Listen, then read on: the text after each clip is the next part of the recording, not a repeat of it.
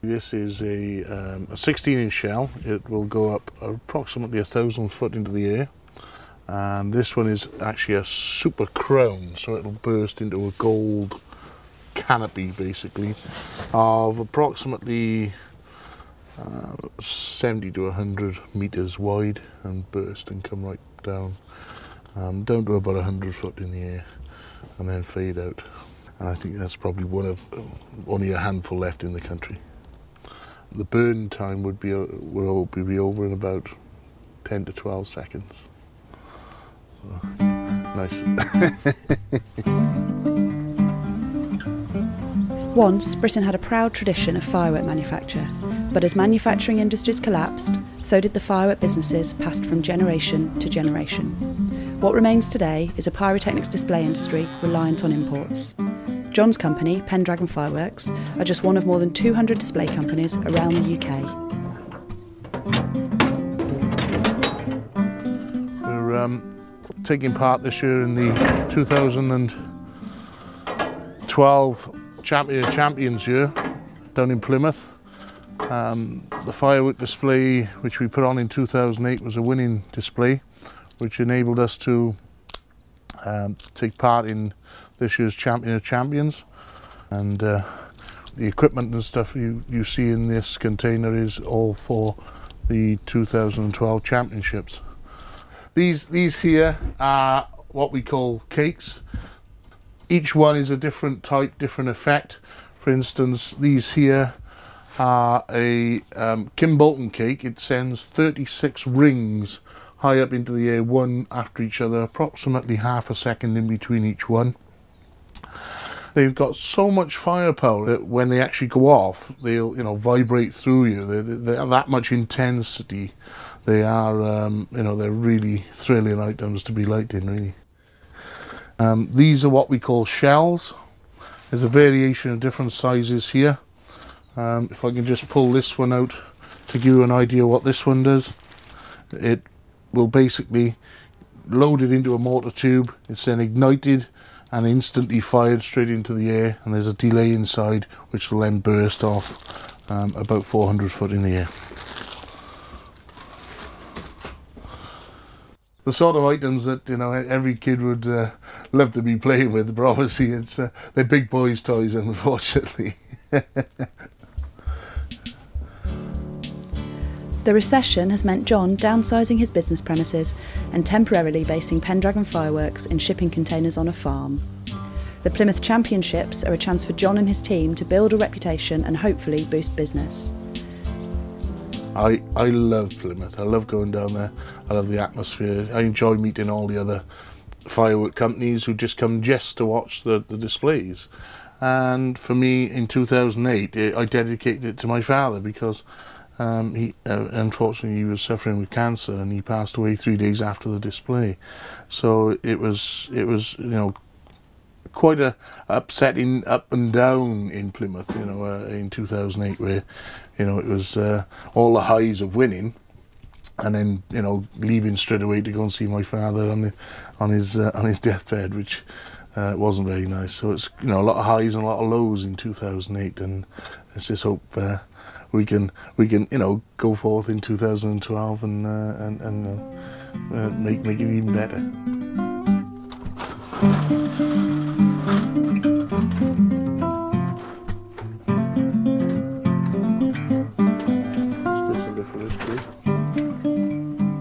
Across the border, the reigning champion of champions, Jubilee Fireworks, are also preparing for the competition. Chris Pearce hopes to retain their title as the best display company in Great Britain. We spend a lot of time competing in firework competitions, not just in the UK, but increasingly abroad in the Far East and in Europe. And we think it's very important to compete because it really does raise your own game. against some of the best firework companies in the world. And these competitions normally are by invitation only. This is the trophy that was awarded to us when we won the very first Champion of Champions event back in 2006.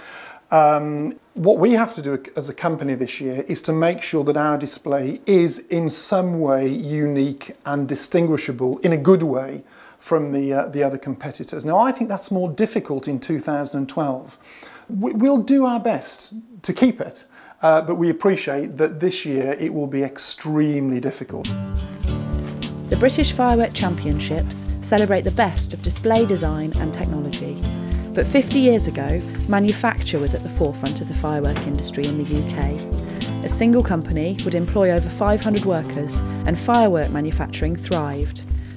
Alan Wells was the 6th generation of Wells firework makers. I realised at an early age that what my father did for a living was a bit unusual. The fact that he was the managing director of a family business making fireworks. So consequently at school I was always called Squib, which was rather nice in a way. Squibs this and squibs that. And when I think back when I was a wee boy, 38, my earliest recollections is when the factory moved to Dartford, and I held the end of the measuring tape while my father measured out the ground and put his little pegs in where this, that and the other were going to go. It was a bit boring and it took all day. But, What was so special about Dartford as a site? well, it was considered, I think, by the Home Office to be probably the best laid out factory in Europe for explosives. At one time, I think I can't really remember the figures, but it was 150 to 170 people at its heyday. And then when did you start helping? Well, when I left school, I think the first job under my Uncle Albert was sweeping out and washing the floors in a drying shed. Had to learn it from the bottom up. We always used to do a lot of ground display work. We would have a photograph like that supplied to us because they wanted us to do the oast houses in fireworks. And so we did the oast houses in fireworks.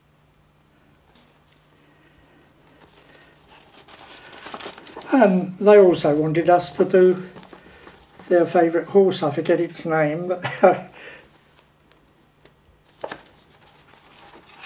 which was done so. My last memory of Dartford was seeing it all derelict and very disappointing. Yeah. I don't go there anymore. The UK manufacturing base has diminished really since the 1960s with the closure of the really big firework companies. And nowadays, the vast majority of fireworks that we use in the UK are imported. So what we're doing as a display company is importing fireworks from Europe and China, putting them together, but we're not doing the chemistry as such, we're not manufacturing them. I think given another 10 or 20 years, it may well be that manufacturing in the UK will disappear altogether, which is a great shame really, because we're losing a real skill set. I mean, we're very good at putting the ingredients together in terms of producing displays, and we're very good at the electronic side of things and the technology, but it's a great shame that the basic chemical knowledge in 10 or 15 years' time may be no longer with us. Wells Fireworks are really known as the Rolls-Royce of fireworks. I mean, there were other very well-known manufacturers, but Wells, for collectors, they have a particular appeal. As you can see from this display cabinet here, the designs were very bright and eye-catching, and every aspect of their firework production was of high quality. Not just the quality of the chemicals that went into the fireworks, but also their appearance on the shelf. So for collectors, these are prized in many ways. That's not to say they were the biggest manufacturers in the UK, they certainly weren't, but certainly exceptionally good fireworks. Which pieces bring out childhood memories for you? My earliest memory is related to that particular handheld firework there. I think it's called a ray gun, and it took me years to acquire that particular firework, but I managed to find it on eBay about 2 or 3 years ago and was really excited, and I think I paid about £10 for it. Of course, in 1965 or 6, it cost about 6p. 50 years ago, virtually no fireworks were imported, but today annual imports total £21 million. There's some of the happy girls carrying some display goods away. From an industry employing thousands at its peak, currently only 50 people in the UK are involved in the manufacture of fireworks. And there is my Uncle Albert doing a bit of inspection on shots goods. The loss of firework manufacturing jobs is a tale of manufacturing decline across Britain more generally. Oh, and there is my father, Joseph Raymond, also inspecting some of the products. Is that how you remember your father? Yeah. Yes, he was quite a nice old chap. He died young compared to me. What was he, 72 was he? Yeah, 71, 72. We had a rule that anything we could do within the firm we would do, so that we wouldn't be beholden to any outside suppliers. We just bought in raw materials and manufactured everything we could. All our own cases and tubes that we used for filling fireworks, making fireworks, our own labelling. But from what I understand, practically everything now comes in from abroad. A lot comes from China, like everything else. In Wales, a local fair is a chance for John and his team to practice for the Plymouth competition. Pendragon put on many displays like this for local communities and businesses. We're actually doing a display today as part of our build up to the competition in Plymouth. We're actually going to be testing a lot of the products, mainly for timing purposes and just to make sure that the colours are matching. There won't be so many going off as in Plymouth, but there'll be one of each type going off just to give us an idea of what we're going to be firing in Plymouth. And how many years have you been doing carefully? For approximately 8 to 10 years, I'd guess. It's a lovely venue to do fireworks from. The only downside is it's got to be left immaculate, so we got to clean up a lot afterwards. So.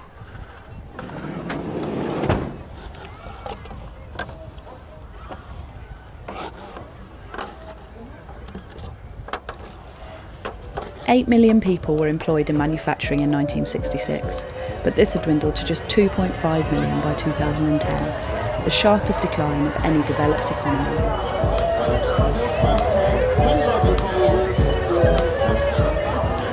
Firework manufacture, like many other industries, dwindled to almost nothing in just one generation. Britain's decline in manufacturing has led to a loss of knowledge and skills over the last 30 years.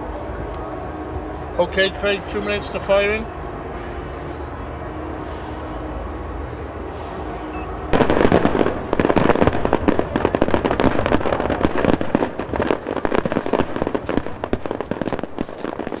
There's a lady making pillboxes. She picks up a piece of raw match and a small case, threads the match through the case and then holds the case by the ends, and she's got a wet powder in front of her which she just flicks in with her fingers and fills it up. But labour intensive, very expensive. So, you know. And there's a man filling Roman candles, ramming it down with a mallet. He's put fuse powder, which he's got in that box. The other boxes behind him contain the stars, but as you can see, he only has one box open at a time, so that if he has an accident, it's not going to affect the boxes of stars and improve his chances of getting out alive. From what I gather, most of the displays now are computer controlled. At the time, we preferred going around and actually lighting them. That was much more fun. Standing under a great big set piece and setting fire to it.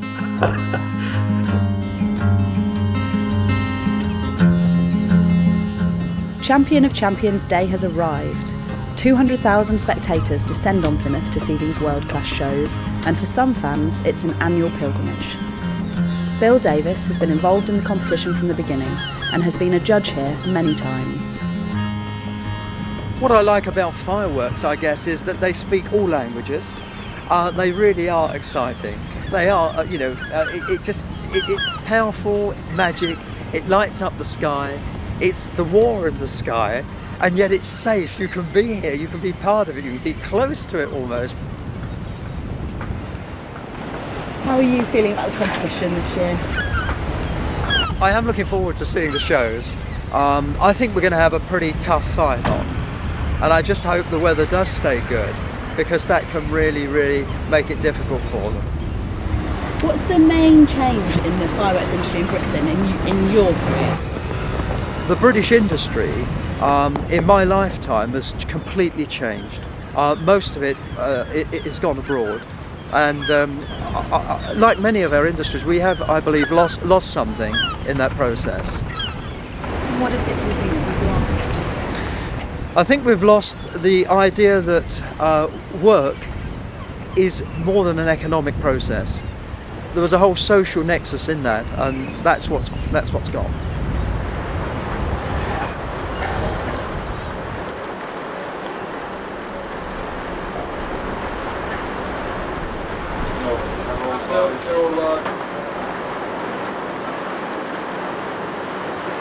Good morning, Plymouth. So, are you worried about how the weather's going to be today? I am actually, yes. Looking at it to start with this morning, it's looking a bit wet. So yes, I think we're getting conflicting reports. It might brighten up a little bit for lunchtime and then back in the evening. But the way it's looking at the moment, with the waves coming over, with high tide later on, we're bagging, as you can see in the background, maybe that we're bagging and foiling everything up and waterproofing before it leaves the vehicles as such. So yes, very worried.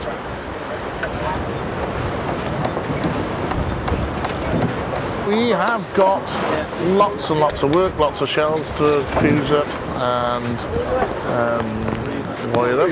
Then later on this afternoon, when the rain dies down a bit, hopefully we can then get the cakes out of it and waterproof those and put them in their bags and get them in their places ready. The last 3 nights we've stayed up more than till 3 o'clock in the morning, and it's been back on the go at 9 o'clock in the morning. Hours and hours and hours of preparation. I would say hundreds of man hours and girl hours. And I know when you won the title before, you dedicated it to your father. I did, yeah, 2008, yeah. Still good. Oh.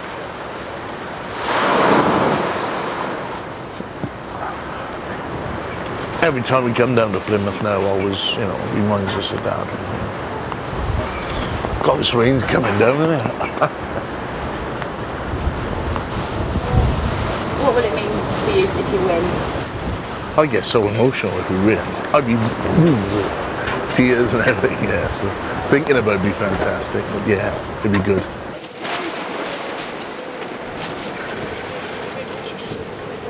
I'm feeling as confident as I can be. I mean, obviously I haven't been working on the show, it's up to the lads here, but they've done an absolutely fantastic job.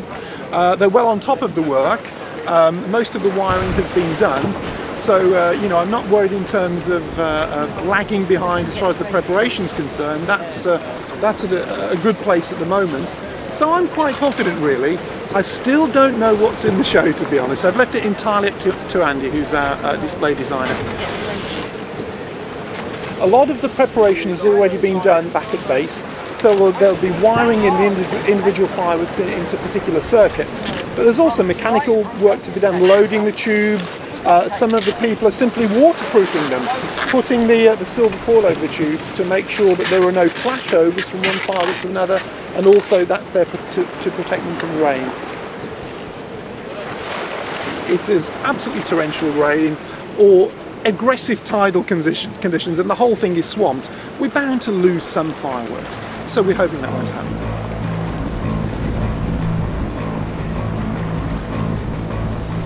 But all Chris's fears are confirmed as the weather takes a turn for the worse.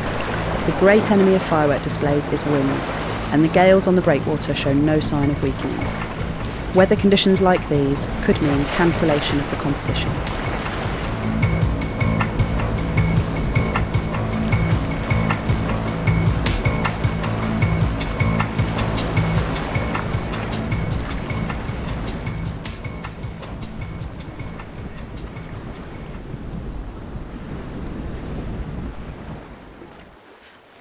Sadly, I think the fireworks have affected Alan's hearing. He's been reasonably quite deaf for a long time now. He's had a hearing aid for about 4 years.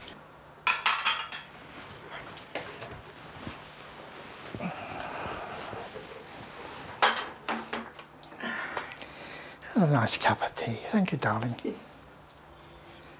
1953 was a busy year. We got married in September, and we got caught up with this flood. That's right. We'd been to a party in the evening, and coming across the bridge we realised how bad the weather was. Across Westminster. And then you had an explosion. That's right. And you came and got me and took me down so we could have a look at what was happening. At 11 o'clock in the morning, there was this explosion, and we knew immediately what it was. I went and got Shirley, and we went down the factory, didn't we, in the car? Mm-hmm. We couldn't get near the factory, could you? Because there was a lot of water. What had happened is the colour magazine had exploded because water ingressing into the magnesium flares and things that were stored there. And because they couldn't expand, because they were confined, the pressure went up and the heat went up until it reached a critical point. Bang. Took out windows in Dartford High Street, didn't it? Yeah, I think it was underwater for 6 weeks. There was sewage, there was mud, dead animals, all the wreckage from the sheds. It was just everywhere. And of course most of our tools and things were wooden, and when the water eventually went down, all our stuff went with it. So it was pretty disastrous. We lost everything, and they were shattered. My father and his brother. Well, our whole life had been building up these factories, hadn't it? So it was a big disaster. Big, more than just financial, really. I went down there once, a few years after I'd left, and it was so sorry looking. I decided I'd never go there again.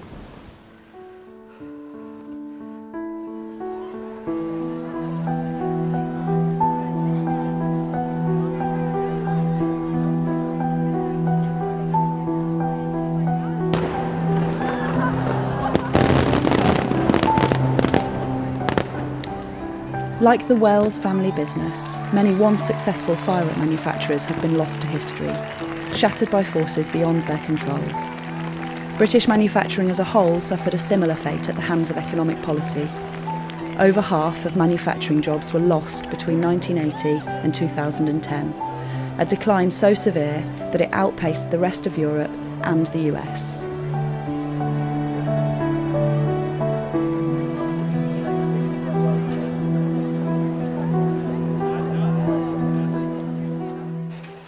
One, two, three, four, 5 left. I don't think it's going to work.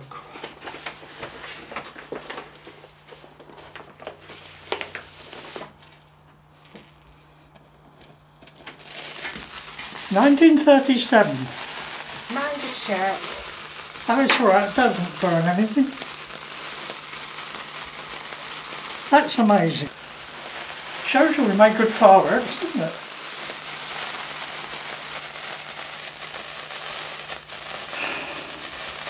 How many years ago is that? 37? 63, 75. 75 years old and still working. More than I am.